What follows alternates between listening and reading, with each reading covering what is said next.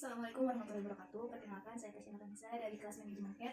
Ingin sedikit menjelaskan tentang siklus atau pola perilaku konsumen. Nah, pengertiannya sendiri yaitu proses aktivitas ketika seseorang atau individu yang sedang mencari, memilih atau melakukan pembelian serta menggunakan produk tersebut, serta juga bisa mengevaluasi produk yang dibeli dengan dalam memenuhi kebutuhan dan keinginannya, atau sederhananya proses keputusan pembelian dari konsumen. Nah, di sini saya akan menjelaskan bagaimana individu membuat keputusan tersebut dengan menggunakan sumber daya yang mereka miliki atau tersedia untuk mengonsumsi suatu barang. Nah, ini adalah siklus dan faktor-faktor yang mempengaruhinya. Yang pertama ada konsumen individu, yaitu karakteristik personalia, gaya hidup, demografi atau wilayah konsumen sangat mempengaruhi pilihan merek yang akan mereka pilih. Selain itu, kebutuhan konsumen, persepsi atas karakteristik merek, dan sikap ke arah pilihan tersebut.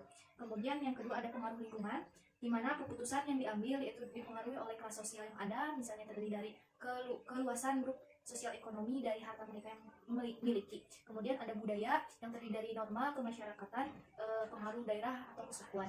Kemudian ada yang terpenting orang terdekat, yaitu bisa dari teman, keluarga, ataupun dari organisasi. Dan faktor situasional juga mempengaruhi, yaitu situasi di mana konsumen mengharuskan mereka membeli produk tersebut. Kemudian yang ketiga ada marketing strategi atau penerapan strategi pemasaran, yaitu di mana pemasar mengendalikan usaha dalam mempengaruhi keputusan konsumen tersebut, yaitu contohnya harga barang, periklanan, distribusi, dan lain sebagainya yang mendorong keputusan konsumen.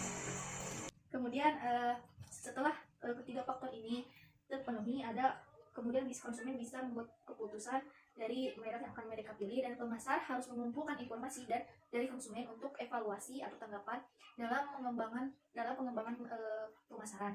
Kebutuhan ini digambarkan dengan dua garis arah yang dari strategi pemasaran dan keputusan konsumen, dan penelitian ini juga memberikan informasi kepada organisasi pemasaran mengenai kebutuhan konsumen, persepsi tentang karakteristik merek, dan sikap terhadap pilihan merek.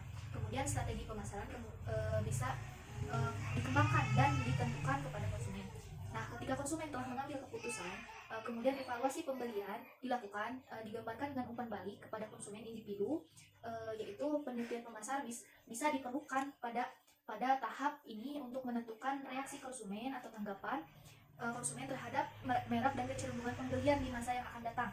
Nah, jadi informasi ini sangat diperlukan untuk mengarahkan pada manajer untuk merumuskan kembali strategi pemasaran ke arah penentuan kebutuhan konsumen yang lebih baik. Jadi umpan balik bagi pemasar itu sangat dibutuhkan.